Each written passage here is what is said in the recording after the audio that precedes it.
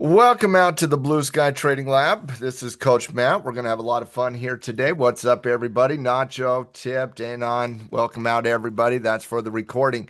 What I want to discuss here today is a couple different things. First and foremost, I kind of, as we do every single lab, I want to talk about the trading session today, how I saw the trading session, kind of looking back, where were the good triggers, what could we have done differently, those types of concepts. After we get through with that, I want to talk a little bit about the just the trading day in general, kind of the time frames for the trading session, and then we get into the overnight session to truly understand what is the overnight session. Now, for those of you that are veterans and you've traded for a very long time, a lot of this is going to be a little bit of review, but that is always okay.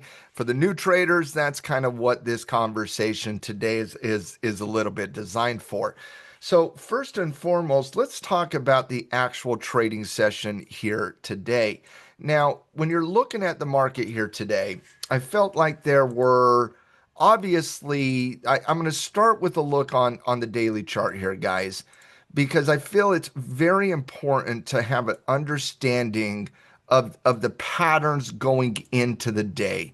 What are the typical patterns that we're looking at in the marketplace, and how can that influence us for what we expect on any one day in the marketplace?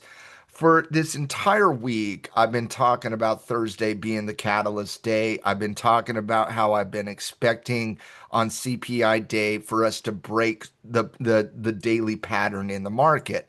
And what I meant by that, guys, I've talked about it in Riz's stream. I've talked about it in this lab as well. When you're looking at the construct of the current pattern in the market, you had an ascending triangle on the ES going into this week. You have increasing support levels on the daily chart. You have horizontal resistance levels on the daily chart. Whenever you have a horizontal resistance and an increasing support level, that is known as a bullish continuation pattern. And when you have a bullish continuation pattern, you are typically looking at it through the lens of breakout analysis. And as the pattern gets tighter and tighter and tighter, the pattern can't continue without a breakout. And so, as you can see, as the market, starting this week, you saw the market kind of hesitate here coming into Monday. You saw the market testing a little bit of that breakout channel on Tuesday. On Wednesday, you tried to get a run off that PPI report. It was really kind of an algorithm move more than anything on that PPI report. But what did it come down into? It came down into the daily channel and could not break that daily channel. Set up today for the continuation here today. And when you're looking at the top of the market, kind of building your expectation for the day just from an overall daily pattern perspective, I thought that the market was in breakout mode here today, and I was fully expecting a breakout here today. The only question I had is how is the market going to respond to the to the CPI report, which nobody knows, right? We don't know how the algorithms are going to respond to the report. We don't know how people are going to interpret that report until we actually see that market data. But in terms of the technical edge going into today, the market was sitting here against that horizontal resistance level on the Dow Jones, a very clean pattern technically here. When you look at the Russell 2000 a little bit, not exactly a clean pattern, I would say, but obviously more on the bullish continuation side of the equation with the trigger above that 2400 level. And then obviously a lot of you guys look at the NQ, and it was really kind of the NQ that was not necessarily in that high quality pattern going into today. It was more of playing a little bit of a catch up. And unlike the ES, that was extremely tight against the support and the resistance levels, you were playing a little bit of catch up after NVIDIA's earnings report from a couple weeks ago, trying to get back up into resistance, but you weren't at resistance. You were trying to test into that resistance level. Certainly not as a clean environment, in my estimation, in the totality of the pattern development on the daily charts. And so when you're coming into today and you're thinking, okay, where's the cleaner levels in the market? Where's the cleaner daily patterns in the market? Because if you break out of those clean daily patterns, you typically get a cleaner move from an intraday perspective as well. Does that make sense, guys? That if the patterns on the daily chart are cleaner going into a breakout, you're typically going to get a cleaner edge on the intraday side of the equation. Does that square, guys? Yes or no? Okay. So when you're going into today, then let's say you trade you're a futures trader, you focus on the NQ. Was it the NQ that was the cleanest look going into today? Yes or no? Based on just the daily chart. I wouldn't suggest it was. I would suggest the Dow Jones and the ES were probably the two cleanest charts. I would suggest the NQ and the Russell 2000 maybe a little bit more on the choppy side. But that's kind of going into today, just kind of thinking about where those daily patterns are. Now, today, why today did we expect that movement from a trader's perspective? Why was it today and not yesterday? Why was it today and not Tuesday? The pattern was tight on Tuesday. The pattern was tight on Wednesday. We didn't see the breakout on the Dow. We saw a little bit of that on the ES. But why was that today, guys? Why was every trader in the market pinpointing today as the causation or the environment that we were going to see a little bit of momentum?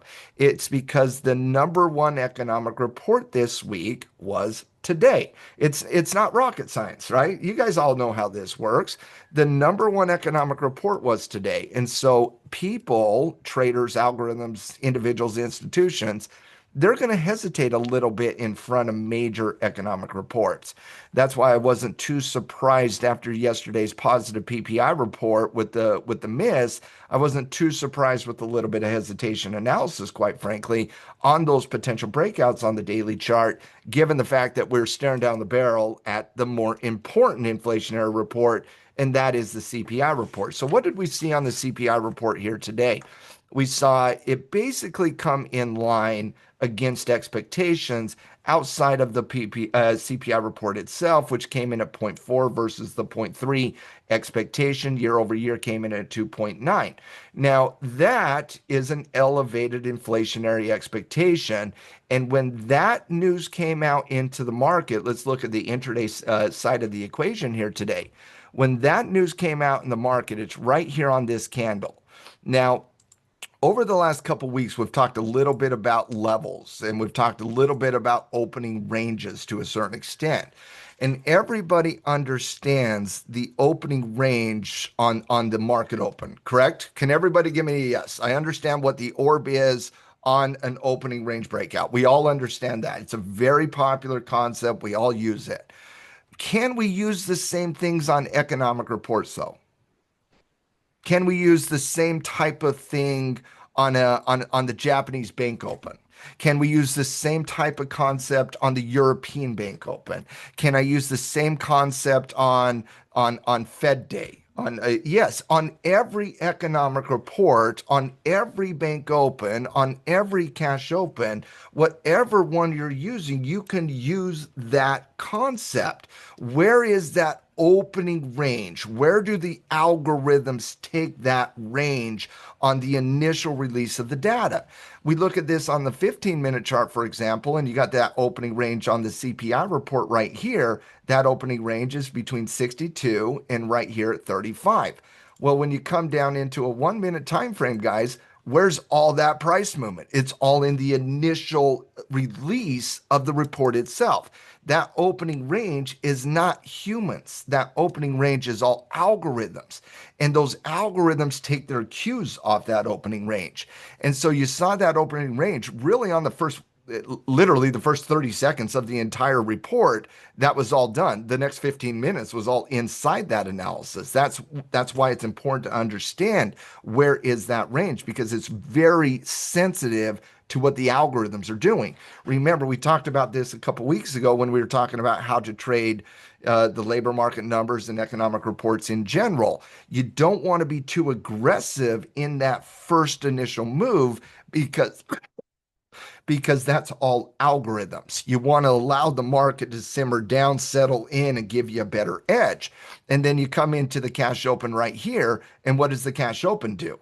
Same thing. Comes right into the tippity top of that opening range right here, right back down inside the opening range on the CPI report. So, where's the first trade today that is a pure technical trade?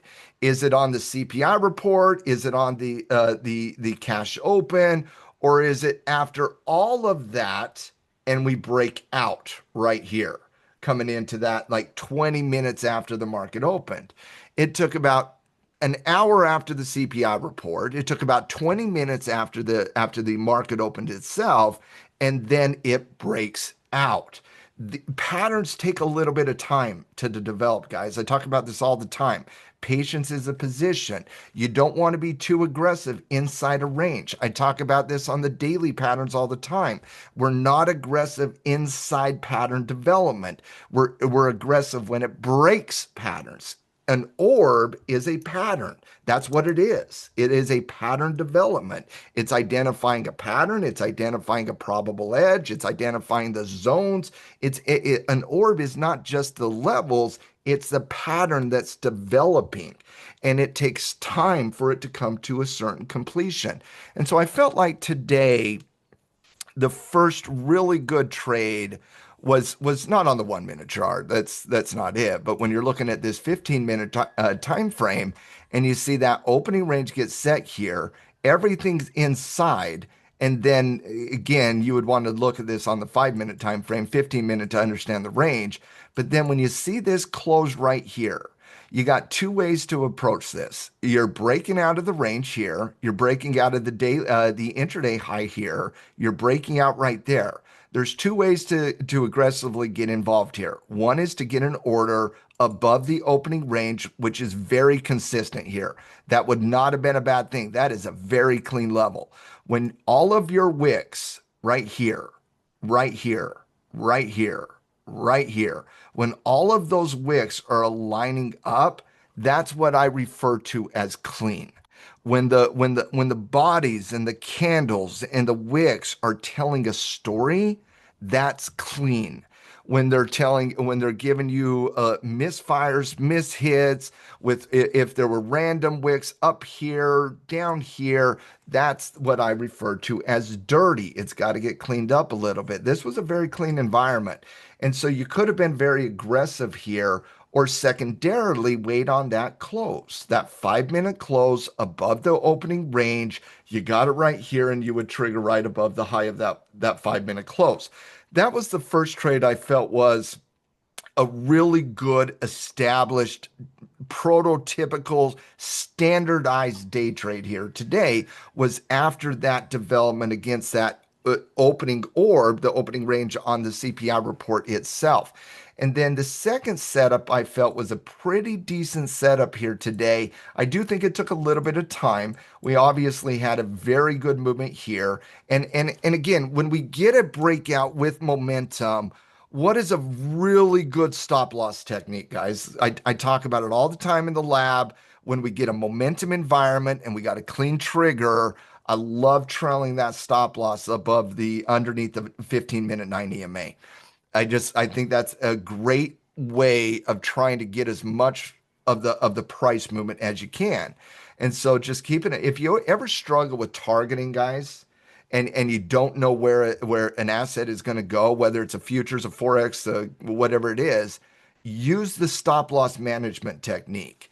Trail that stop loss against that 9 EMA on your management time frame, and you will get it's a pretty good way of locking in as much momentum as you can, because as the momentum shifts, obviously the 9 EMA catches up. You get some wicks underneath the 9 EMA. That's going to get you stopped out. And that's what occurred to me earlier in the trading session, where I was kind of using the 9 EMA method here and then got stopped out on that wick right there. The second setup I felt was a good setup that I would not describe as a day trade. I would have described it as a scalp. And the reason I would have described it as a scalp is most of the analysis is done on a 5 minute time frame, and you don't have a lot of time frame before the close. and that's where I would describe this more as a scalping situation. But we were talking about this with Riz in the stream. This candle, as we were breaking out right here, was a good trigger candle in my estimation.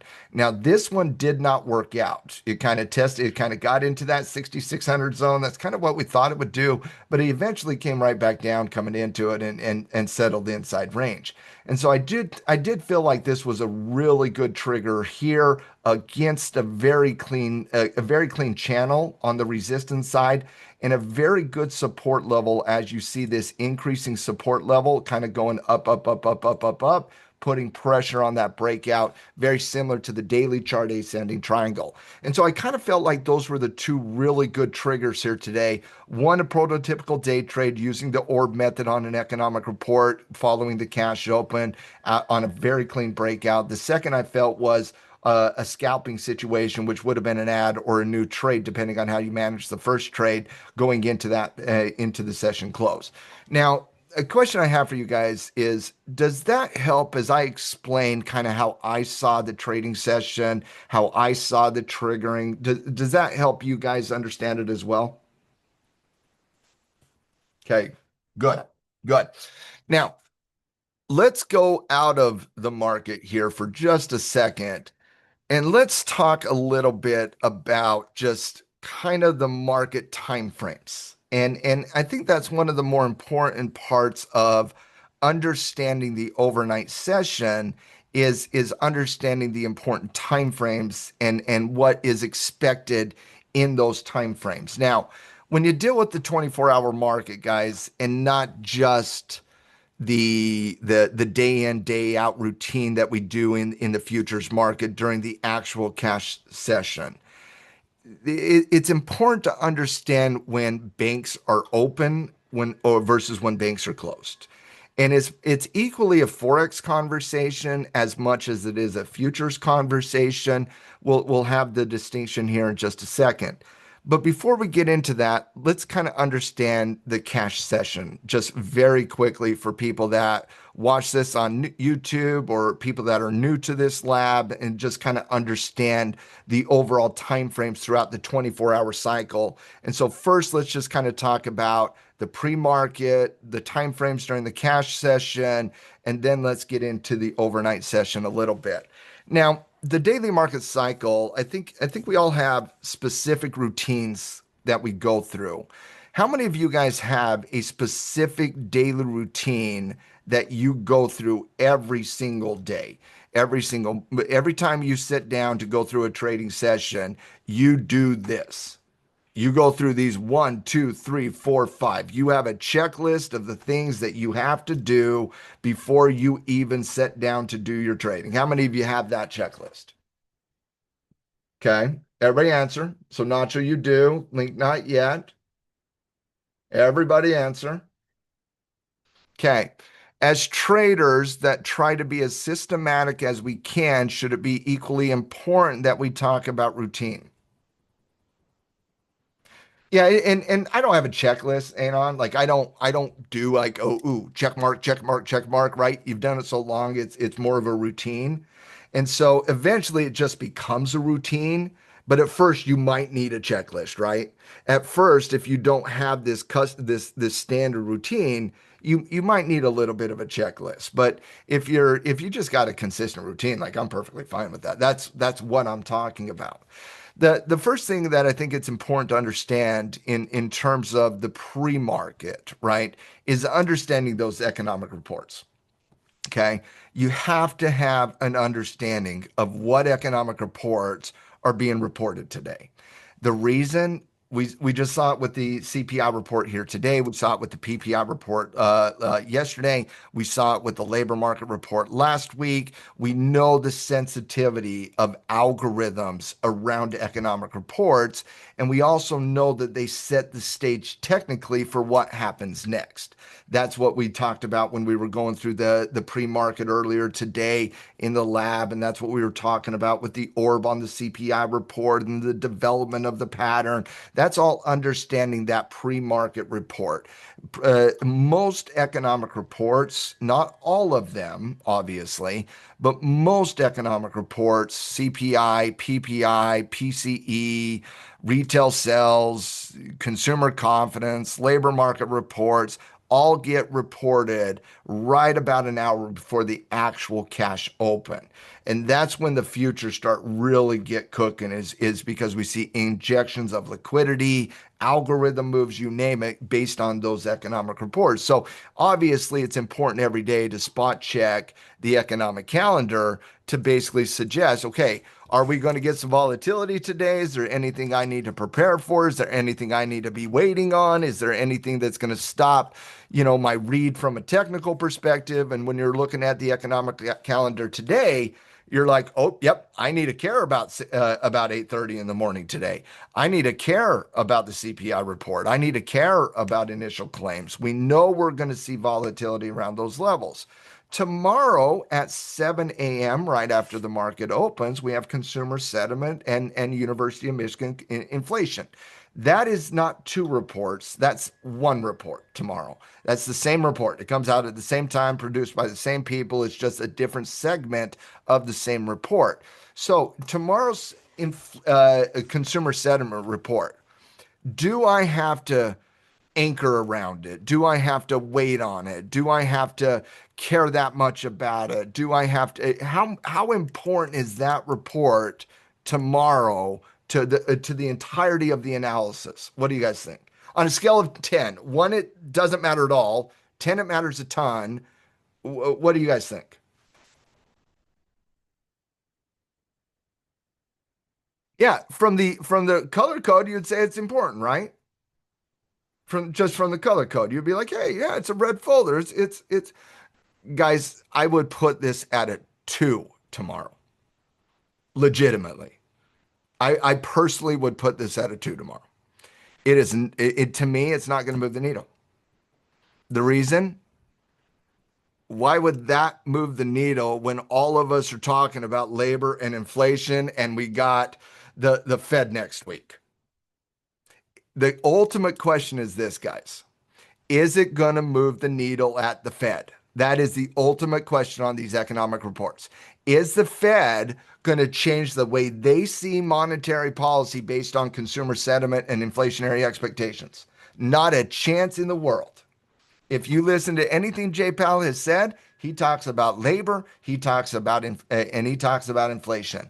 And so when you're looking at the economic landscape, I feel like the economic calendars do an injustice to all of us when they just color code everything the exact same. Because the CPI report versus the PPI report are infinitely different. Infinitely different. The PPI report is a nothing burger to 90% of the market. The CPI report is everything to everybody in the market. And so I do think there's a little bit of injustice with the color coding here. I would only personally color code red reports that have anything that move the needle with the Fed, because it's only the Fed that is the main driver of price action in the market from an economic reporting perspective. And so, yeah, it is an important data point in the totality of the economic conversation to see the health of the consumer. Of course it is. Is it an important data point in comparison to the CPI report today and the Fed next week? No, which means nobody's going to be anchoring or waiting on those reports, which means my trading today that was outside of just day trading, I didn't really care about the consumer sentiment. Now, does that mean the algorithms aren't going to move the needle a little bit tomorrow? That's not what I'm talking about. Of course, algorithms move the needle on everything. But do you really expect to see a day like today with a big old green candle based on that report tomorrow? Not going to be the case. And so one thing I want to do is have an understanding of these economic reports and how they move the market, and if they're going to be an important thing that I need to anchor to. And the only report I felt this week was of that level of importance was the CPI report. The only report I feel next week is going to have that level of importance is the Fed. The only report I felt last week had that level of importance was the labor market. And so when you look at an economic calendar in your pre-market routine, you're going to see a lot of economic reports. I only showed you the big colored red ones. I didn't even show you the yellow ones and the orange ones, the white ones nobody ever looks at.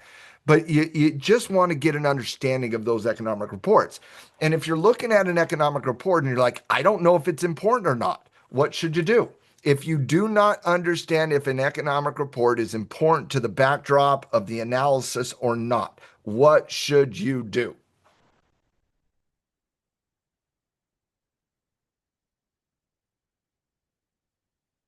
Um, you should ask Coach Matt. Yeah, because I'm going to promise you, Nacho, my answer is going to be a hell of a lot more accurate than ChatGPT's. Do you know how often I have to yell at ChatGPT for being absolutely inaccurate against every single question I ever ask it? Like, listen, the AI platforms are going to get very smart. They are. The AI platforms will get very smart. Right now, they're not that. They aren't. They lack context, understanding, application, you name it. They lack all. It's just, it's kind of sad. And it's truly amazing when you actually know the answer to something and it gives you this like false read on something. I kind of feel bad for people who read those things and don't understand that ChatGPT still acts like a 5-year-old. It will act like a teenager at some point in the next year, and then over the next 2 to 3 years, when we get AGI, that's where it gets intelligent. But until AGI, guys, like you got to understand, ChatGPT and every other AI platform is just a program. It's just programmed to tell you certain things. When AGI comes on board, we'll have a different conversation at that point. Now, back to the market cycle here. After the pre-market, we obviously get the market open, then we have a mid-morning, lunchtime, afternoon, then we get into the market close. Now, when you're doing your pre-market prep, guys, whenever you're doing your trading session, whether it's on the day in, day out, you trade the first hour of the day, power hour, or you trade the London session, you're going to want to have a routine there in terms of what is your pre-market prep. What assets do you analyze? What instruments do you want to do you anchor to? For me, I have a deep understanding of the ES, GC, and the euro dollar every single day. Every single day. Those charts I want to live on because even if I don't trade the euro dollar, guys, do you think that the breakdown on the euro dollar helps me understand the ES and the GC a little bit more? Do you think that might help me understand how gold's going to behave if I have an understanding of how the dollar's going to behave? Since the ES and the GC gets its cues from the dollar. In fact, let me ask you guys a question here. What is what moves what? Does the dollar move gold or does gold move the dollar? You guys tell me. Does the dollar impact gold or does gold impact the dollar? Dollars move gold. Okay. Same question.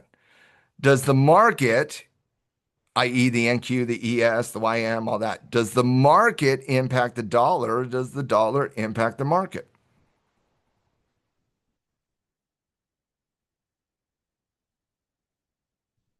Okay. You think both, right? You think both? Let me give you a different philosophy. Let me ask it a different way. How much total capital revolves around the United States equity market every day? How much total capital is exchanged hands? Everybody write 200 billion. 200 billion. Now, can anybody tell me the daily fluctuation of the dollar in the currency market every day? 5.7 trillion. I want you to think about those numbers, guys. 5.7 trillion. Okay. Which one moves which? The currency or the commodity? Which one moves which? The currency or the equity? It's the dollar, guys. So I've long held the belief. that even if you do not trade the dollar, and even if you do not trade the euro dollar, or you don't trade currency in any capacity, I still find it to be extremely important to have an understanding of what's going on with GC and what's going on with the market indexes themselves. And what I say a lot is just this. It's very simple. Everything you like, okay? Everybody tell me something they like to invest in. They like to trade. Everybody tell me something, some of your favorite stocks, your favorite indexes. Everybody tell me what you love to trade. Okay, gold. Okay. ES. Good. Everybody tell me what you love to trade. NQ. Awesome. Don't care what it is. Everybody just tell me what you love. The NQ notch. Okay.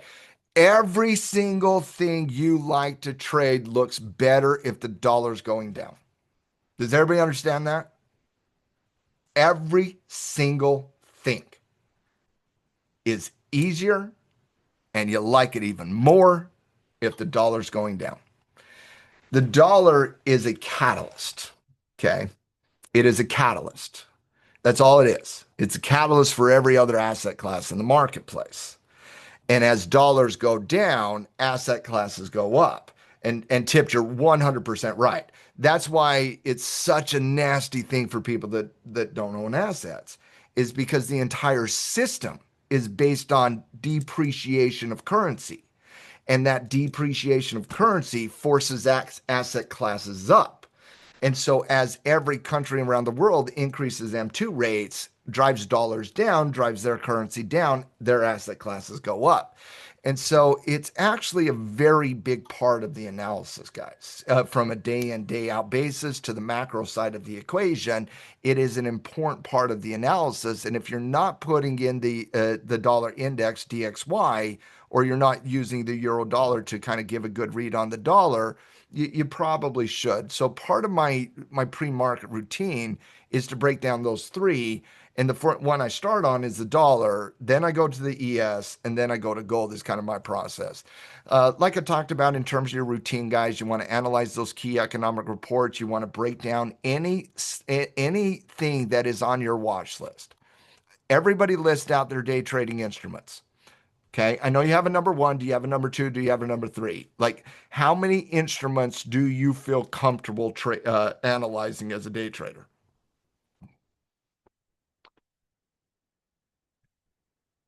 Two. Okay. I don't think it should be more than five, by the way. Like it shouldn't be a it should not be a big list. The bigger the list, the least you specialize. Okay. So whatever's on your watch list, you want to do a detailed breakdown going into the trading session. You want to draw your lines. You want to identify your major zones. You want to do all that. You want to do all that. If that instrument is on your watch list, it's there for you to trade, and you don't want to miss trades. And so if it's the NQ gold, oil, if it's the NQ gold, euro, dollar, whatever it is, maybe it's an individual stock, maybe it's the indexes you do zero DTE on, whatever it is, that's up to you. That's not up to me. Whatever it is, if it is on that watch list, you're doing a deep dive technically before you even start trading. Can we all agree with that? Like, you have to understand the technical levels, the trends, everything going into that before you ever even sit down ready to make a trade. That helps you identify those potential trades throughout the trading session. So you have a plan every single day that you're going into the market, and you're not feeling like you have to make it up on the fly trying to match market volatility. How many of you felt that today, by the way, on the NQ? You felt like you were chasing the NQ all day trying to match market volatility. Okay. Well, that can happen if you don't have that dedicated plan coming into the day, right? And Tip, a lot of times that's fine. That is not abnormal for traders to say when they look at an environment, they're like, I don't like it, right? I don't like it. Like there is nothing wrong with that. I've heard a bunch of traders and a bunch of educators along the way say, kind of make fun or talk down to like cash as a position. That's the most ridiculous thing I've ever heard. Cash is absolutely a position. Patience is a position. When you are when you are mentally going through the process and you do not like the environment, should you force action in an environment that you are not comfortable forcing action in? No, no. That is absolutely the better and more viable path tipped. If you do not feel you have an edge, like sometimes I come into the market and Riz is like, I love this setup, I love this, and I'm like, I don't see it, right? And there's sometimes I'm like, oh, I love this setup, and Riz is like, I don't see it. Right? We all have different perspectives. If you don't see it, don't allow somebody else to influence you there. Does that make sense, guys? Like you have to be able to see it yourself. You have to feel comfortable with it because it's your risk. It's your trade, your return. And so absolutely I agree with that. Cash is a position, absolutely 100%. Now, in the stock market day itself, there's certain sessions throughout the day that we're going to see a little bit more price movement and a little bit more consistency. For example, what's the number one session we see the number one most price movement in the stock market blocks from the opening bell to the morning session to the lunch session to the afternoon to the power hour? It's always in the opening. Okay? It's always in the opening. And if you're going to see the most volatility in the open, what typically do we see in the morning session?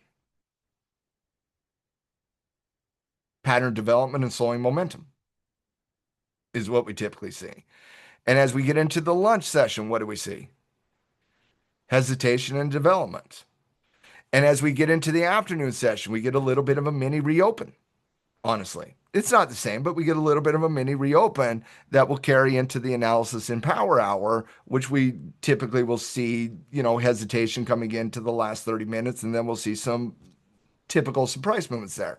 We all navigate this because we all live this every day, right? Everybody here should have a pretty good understanding of how the day in, day out timeframes of the stock market work, right?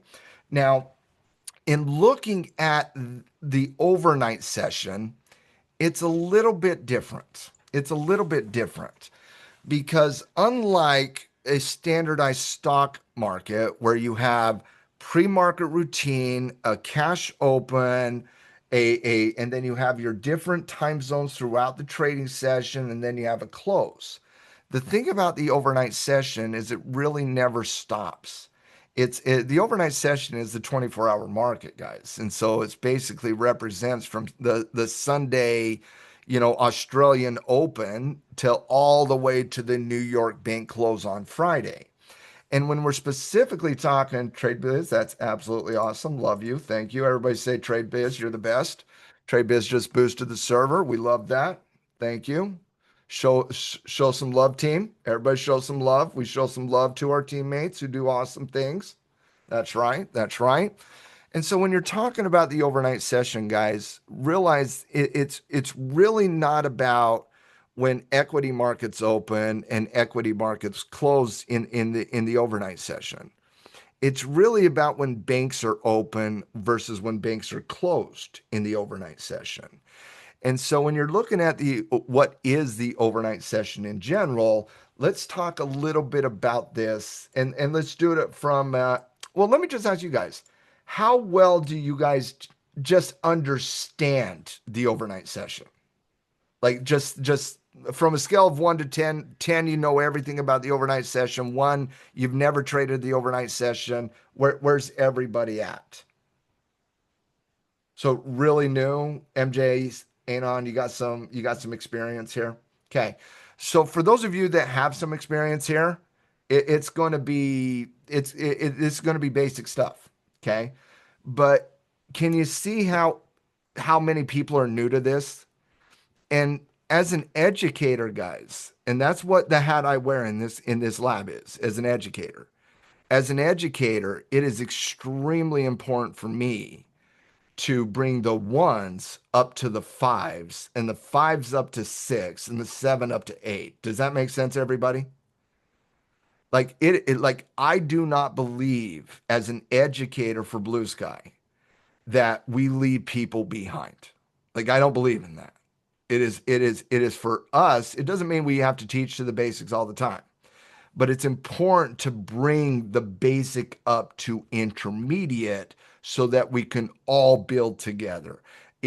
Guys, I see Blue Sky as a tribe.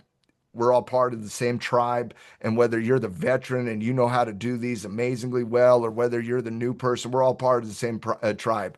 And I strongly believe this, guys, because people will help people. The only way we're going to get our society to change is for people to step up and start helping other people.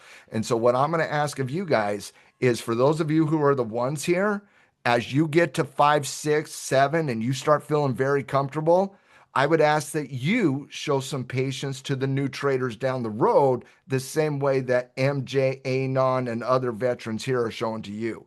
Can we all agree with that? I think that's a beautiful mindset, by the way. Okay. All right. So let's do this from a very high level perspective. All right. So the futures in the forex market is the markets we're really talking about when it comes to the global overnight session. Both of them have a lot of value too when it comes to trading them. Obviously, we're in Blue Sky. We're talking about the futures side of the equation. And so, what is the overnight session? The overnight session is from basically, in my estimation, how I would define the overnight session is from the Australian Open, which coincides with the futures reopen. And so we all understand how the futures shuts down for about an hour and then we get a reopen. Well, it reopens with the Australian banks, is basically. Did you guys know that, by the way? That the futures reopen is based on the Royal Bank of Australia? Yeah, it's based, remember, it's based on the banks. Okay. Everything on the overnight session is based on the central banks around the world. You have basically four major banks that you track in the overnight session. You have the US Bank Open, which is actually the last one. Did you guys know that the US is the last one to open? The first one to open is actually Australia, and then Asia out of Japan and China. And then you get into the European sessions out of Frankfurt, out of Germany, and then you get London out of the UK, and then you get the US Open. And so those four major banks are basically Australia, the Royal Bank of Australia, the Bank of Japan, the Bank of London, and the New York Bank. Okay, those four central banks represent the bank opens. Now, a little bit of a couple other banks that open up that are very important is as China comes online about an hour after Japan, and as Frankfurt is about an hour in front of London. And so London and Frankfurt are kind of in the same time zone. China and Japan are kind of in the same time, but they're separated by about an hour there. And so the from the Australian reopen to really the New York Open, guys, that's the overnight session. I do not equate to the pre-market ES as the overnight session. I equate it from the Bank of Australia, which is the reopen of the futures, until 8 a.m. the next morning. That would be the New York Bank. So from the futures reopen to the 8 a.m. in the morning, Eastern Standard Time, when the New York Bank opens, that's the overnight session. All right. And so when we're talking about the overnight session, that's the time frame we're talking about. Now, there's two zones that really drive the price and are a little bit more important than anything else when we're talking about the overnight session. It's the Asian session and it's the European session. Those two are specifically what we're talking about when we're talking about with the overnight session, because not a lot of day traders are going to be trading 4 o'clock in the morning type thing, right? Not in the US, not in the US. And so we're talking about when those banks open. Now, why do traders like trading the overnight? Everybody give me one reason in the back of your mind why you feel people would want to trade the overnight session. Now, Link, is it because of increasing volume or decreasing volume?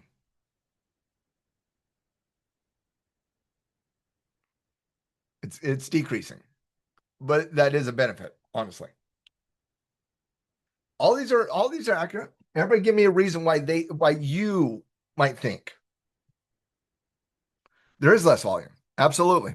Less news, less people, less eyes, less all of it. It is less volatile.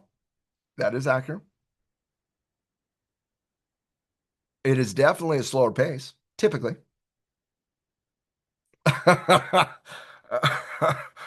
Oh, if you don't think we don't get tweets in the overnight session with Trump, you are absolutely wrong there, brother. That's funny though. Um, Guys, Trump is very well known for putting out news right after the market closes. A couple of the recent volatilities actually came in the overnight session, but that was funny. That was very funny. Anybody that's day traded before has got trumped before. There's no doubt about that. I think there's a lot of different reasons why somebody would want to trade in the overnight session. Bigger range. Here's my number one. Okay. And again, I think there's a lot of reasons, but here's my number one.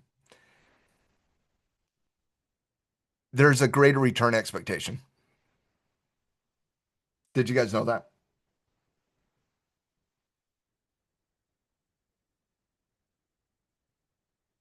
Oh yeah. Oh yeah. The data is very compelling, actually. Very compelling. For example, from 1993 till 2020, those 27 years, from 1993 to 2020, there was a study done where the totality of price, okay, 100%, the totality price, what percentage of it was done through overnight trading versus when the market's open? It was basically a third.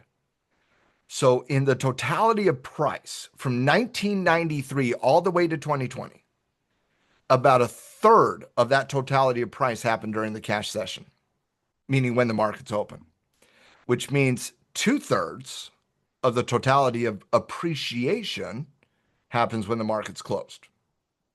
Now, if you look at that same time frame, but you go from 2020 to 2020, I mean 2000 to 2020, it's even more. When you go from the years of 2010 to 2020, it dominates the overnight session. Now, post pandemic, that has shifted a little bit. Post pandemic, we don't have as great of an expectation of price appreciation on the overnight session as much as we did in the 2 decades before there, but there's still a substantial edge on the overnight session. In almost every year in the last 32 years, there has been greater price appreciation in totality in the overnight session than there is the actual cash session. How many of you did not know that?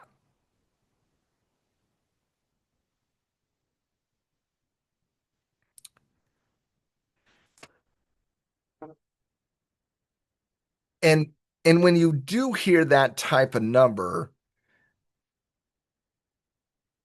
it's kind of mind-boggling, isn't it? When you hear that type of analysis, it's kind of mind-boggling because you think all the volume comes in during the day. Well, guys, it's a little bit easier to move price when there's not a lot of resistance to stop that price. Does that make sense, guys? And secondarily, when do economic reports get reported? During the trading session or when the trading session's not on? For the most part, it's when the trading session when the cash opens closed, right? It's usually in the morning. Okay. And so some of that overnight action is obviously influenced by the economic reporting system. There's no doubt about that. There is no doubt about that. But to me, that's reason that's reason enough. Just that data set is reason enough to get interested in learning how to trade the overnight session. Would you agree with that, by the way? Just that data enough is enough to get interested here. Okay. Now, if I look at the top five reasons, I would say being able to trade global events, Okay, it's certainly one, and these are not listed in order, guys. These are just my number one was greater profit potential in my opinion. The London Open is a really popular Open. In fact, I would say the London Open is typically cleaner than the New York Open. It's not as volatile. If you love the volatility, the New York Open is going to be always a little bit more volatile, and you're always going to get more price appreciation or depreciation in the New York Open than you will the London Open. But I also equally would say the London Open is typically a little bit cleaner in general than the New York Open. One of the reasons I love living on the left coast in is because I like trading the London Open. Um, if I lived on the East Coast, I would not like trading the London Open. It would be too late for me. And so I do like trading the London Open. It's a good open, both from a currency or a commodity perspective. Um, if you like commodities, you'll love trading the overnight session. Like if you like trading gold or silver or copper or gas or any of the raw commodities, like the overnight session, especially the Asian session, is always going to be a little bit better in my estimation. And so if you do anything on the forex or the commodity side of the equation, you actually get a tremendous amount of movement in all areas of the market. And that's one of the reasons why we get greater price appreciation on the overnight session in the S&P 500 is because that's where we get a tremendous amount of currency move, guys. A tremendous amount of currency move will happen both in the Japanese session as well as the European session. Um, this is a subjective point on point number four, cleaner levels.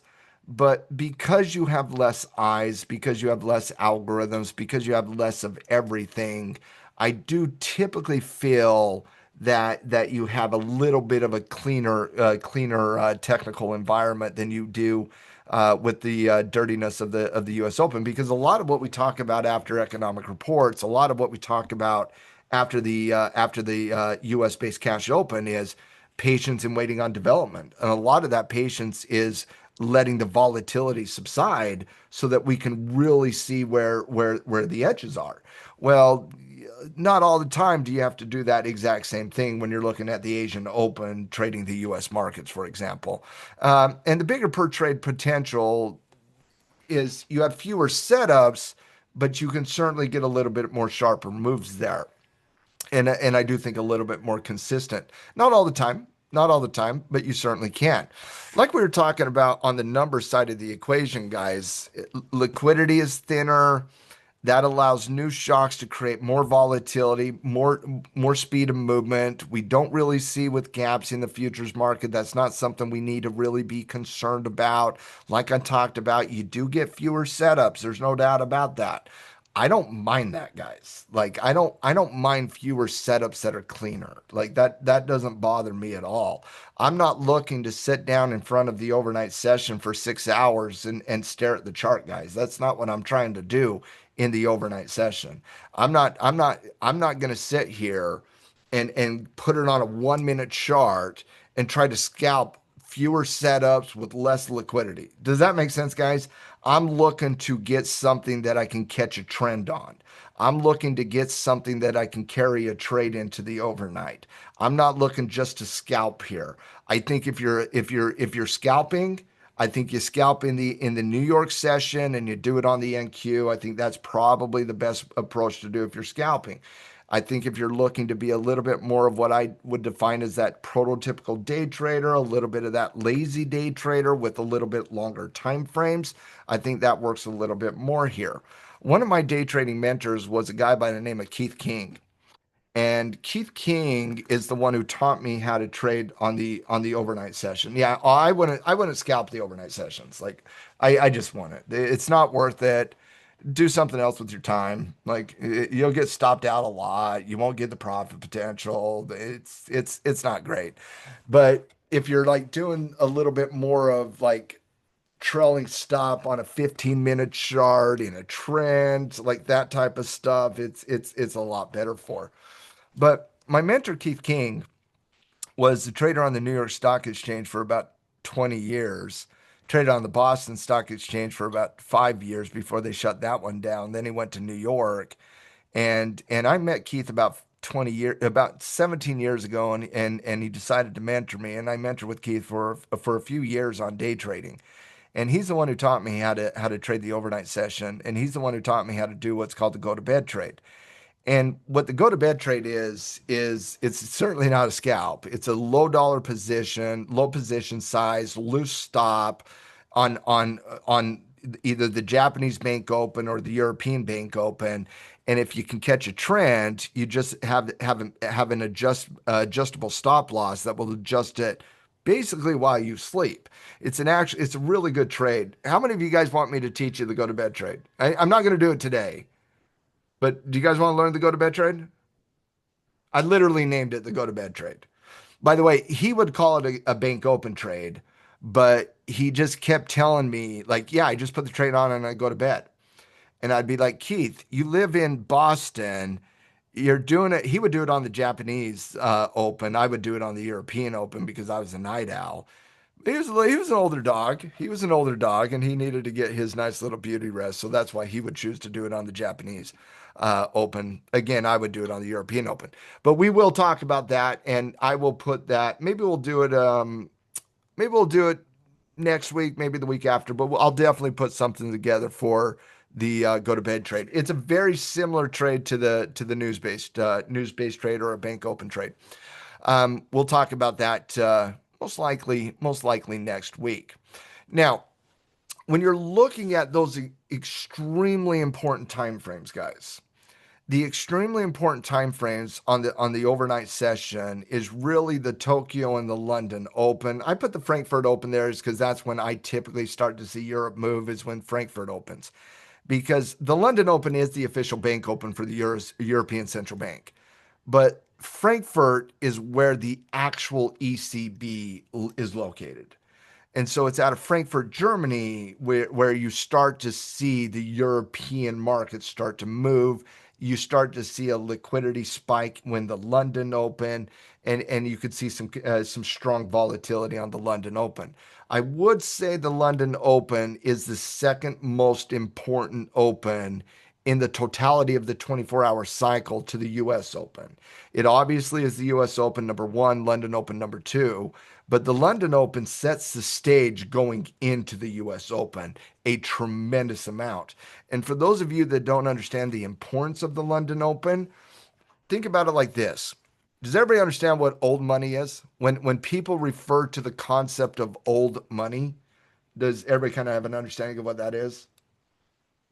Yeah. No, I don't got that old money. Okay. I don't got that European old money there, RQ. Okay.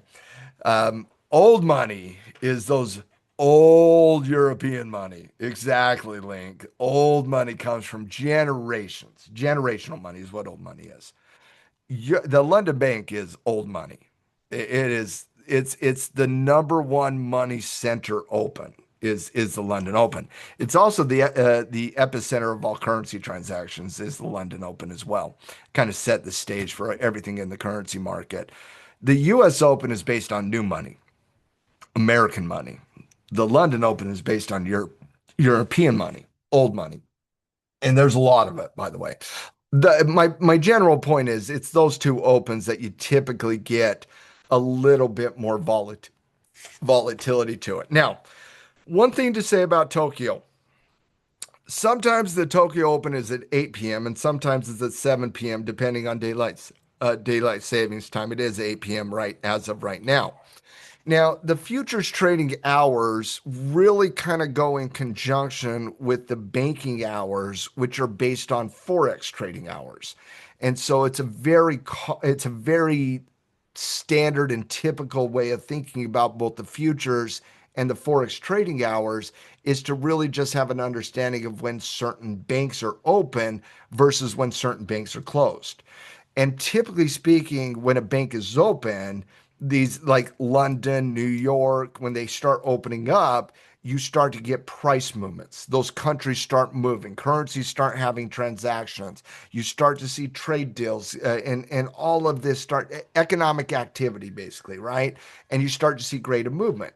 Well, when you look at those time frames, it's very simple. New York is at 8 a.m., Sydney's at 5, Tokyo's at 7 or 8, depending on daylight savings time, and London's at 3 a.m. These are all Eastern Standard Time. Now, your overlapping zones where you will get a little bit more movement typically is between the New York and the London. They have a 4 hour cross in the morning. We're all familiar with that. As you start coming into that noon hour, you typically get a little bit more volatility coming into that noon hour because that's the London close. Sydney and Tokyo have a real long crossover. Obviously, they got about a that would be about a 7 hour crossover. I don't see a lot of differences. Sydney sets it. Sydney sets the stage, but I don't see Sydney as a very important bank, to be honest with you, and so I don't give it a lot of detailed analysis. London and Tokyo have a 1 hour time zone. The reason it's important to understand overlapping zones, guys, is the way the futures in the forex market works is as long as there's a bank open, the market's open. Okay. And so as long as and as you can see, the market's always open. There's always a bank open around the 24-hour cycle. And so futures and forex are traded on a 24-hour basis. Forex is truly a 24-hour market. It does not have that 1 hour shutdown the same way the futures do. Marados, how influence other forex or futures market? I don't think futures influences forex. I think forex influences futures. Because everything in futures, i.e., commodities, not everything, but when I'm talking futures in this answer, I'm thinking about the commodities, secondarily equities, but definitely on the commodity side. Forex influences futures because Forex is a leading indicator for commodity pricing. The reason that's the case is commodities are priced in what? How do we price commodities?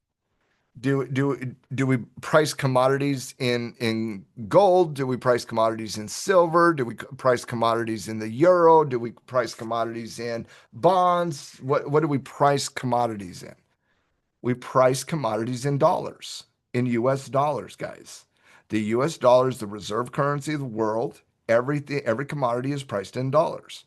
Now, if commodities are priced in dollars and the dollar fluctuates, doesn't the commodity have to fluctuate?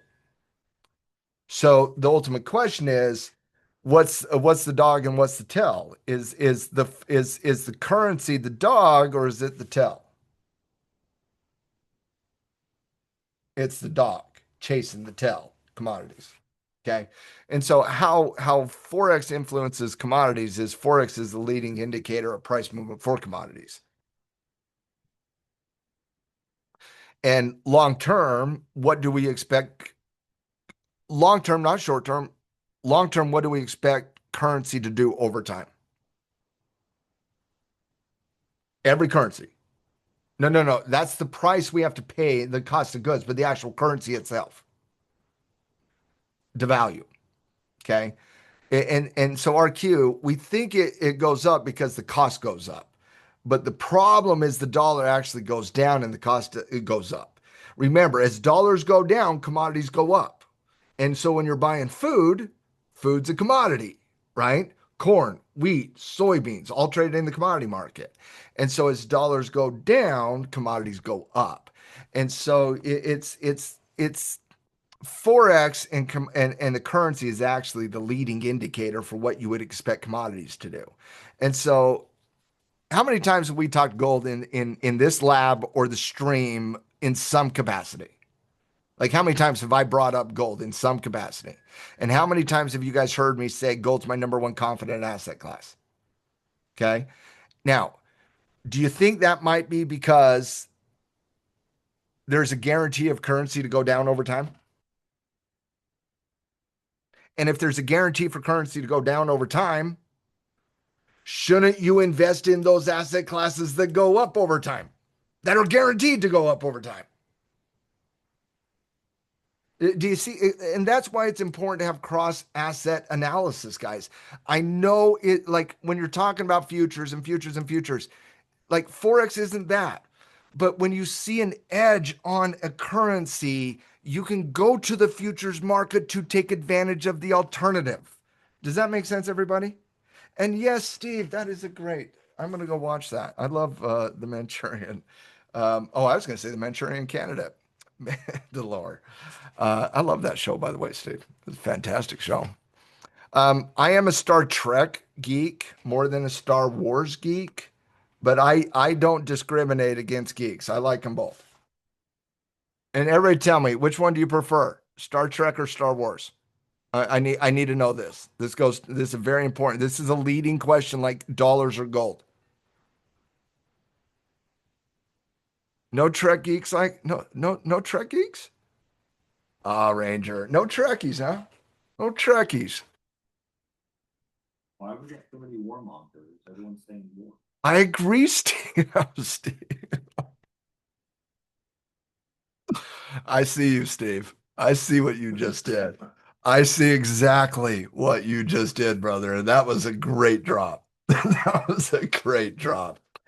Oh, goodness gracious. Goodness gracious. All right, back to the conversation here. Now, when you're dealing with the overnight session, guys, you're dealing with these major banks. And when these major banks are opening up, we typically see greater appreciation. And I want you to think about a bank open the same way we talked about earlier today when we were talking about the CPI report and the orb around the CPI report, or when we were talking about the the U.S. cash open, and in the first 15 minutes of the cash open, guys, what are a lot of us doing in the first 15 minutes of a cash open?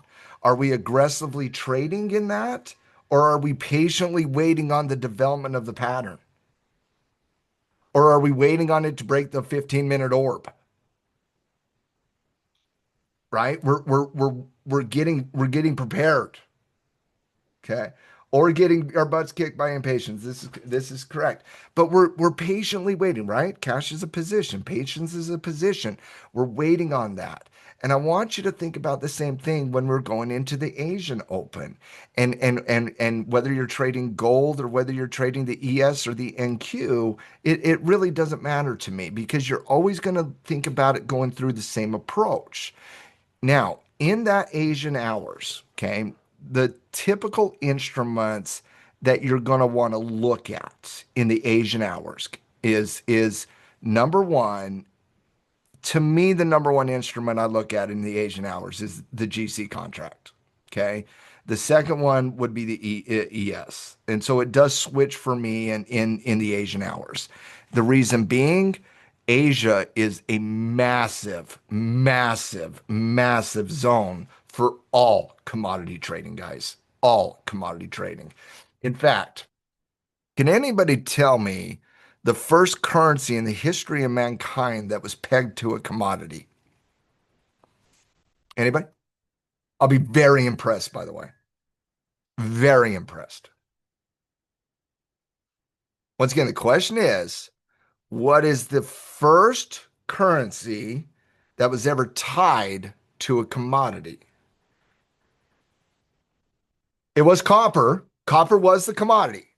It was copper. It was definitely not Bitcoin. It was in 900. It was in like the ninth century. Okay. So Bitcoin wasn't there yet. It wasn't there yet. It took a few more years. No, copper was the commodity. What was the currency? Was the question. It was not salt. They they're getting, they're getting there, Steve. The currency was the Chinese yuan. It was the Chinese yuan, and they tied it to the value of copper. And ever since then, commodities out of the Asia zone has been extremely important. Extremely important. Okay. In fact, has anybody ever traveled to Asia before? Do they prefer currency, like the US prefers currency, or do they prefer other things? Even today, even today, do they prefer currency or commodity? Commodity. Okay. But in the United States, and yeah, we chat there, yeah. But in the United States, if I went to a store to buy something with the silver eagle, what would the store clerk what would they do? If I slapped down a gold coin, if I slapped down a silver coin, they wouldn't know what to do with it. By the way, go buy a silver eagle. They're not that expensive. Go try it. It's funny. Record it, send it to me. It's hilarious. It's hilarious. Okay, because they wouldn't know what to do with it.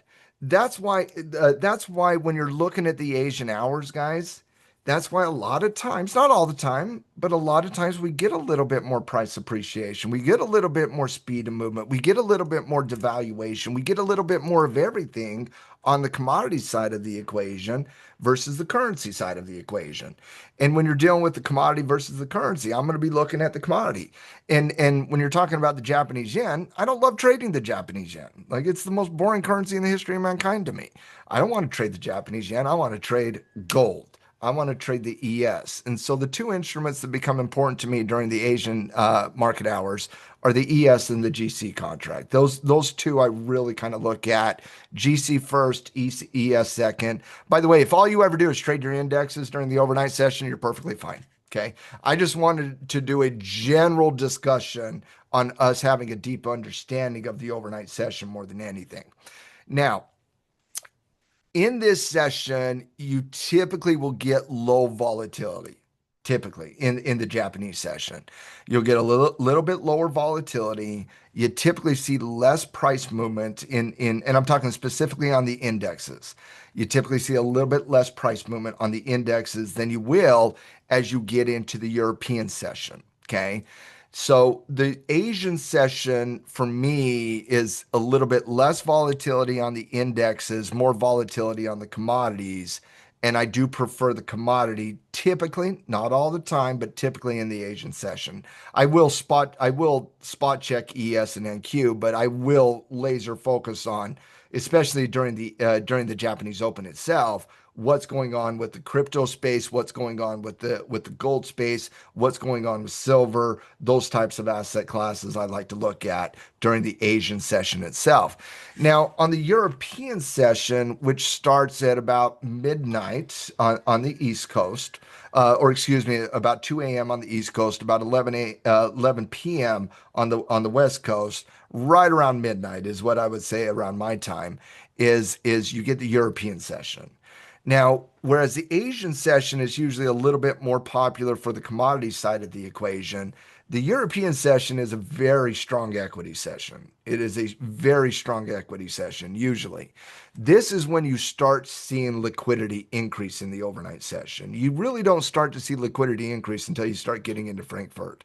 And you start to see it get flooded with volume in the London session, in the Frankfurt Open, and that's right about an hour in front of the London Open itself. And so you typically get a lot more price movement and how the futures the trend we're seeing coming into the futures is often based on what the London Open did itself. And so if you're trading on the London Open, it's typically in my estimation it's a little bit better for currency and it's a little bit better for indexes in my opinion. And so the Asian session is a little bit better for commodity and equity, not currency. The London session is a little bit better for. So let me rank them. In the Asian session, I would say the raw commodities, then the indexes, and then currency. And in the European session, I would rank it the indexes, then the currency, and then the commodities. The reason being is once again, London is a hotbed for all currency transactions, and they really take their cue on what the U.S. markets are doing. And so there's a lot of similarity between what the U.S. markets do and what the London markets do as well. Like I said, guys, today I wanted to do a couple different things today. Number one, as we do every lab, I want to go through the trading session and talk about how we could have navigated that market together so that we can learn from where were those good entries, how did you guys perform?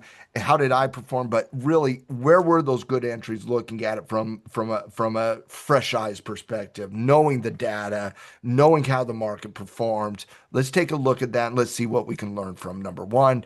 Number two, talk about a little bit of daily routine prep, understanding kind of that early morning US session, and then just do a general discussion on the time frames and understanding of the different asset classes we look at in the overnight session as well. Did you guys have fun tonight or today?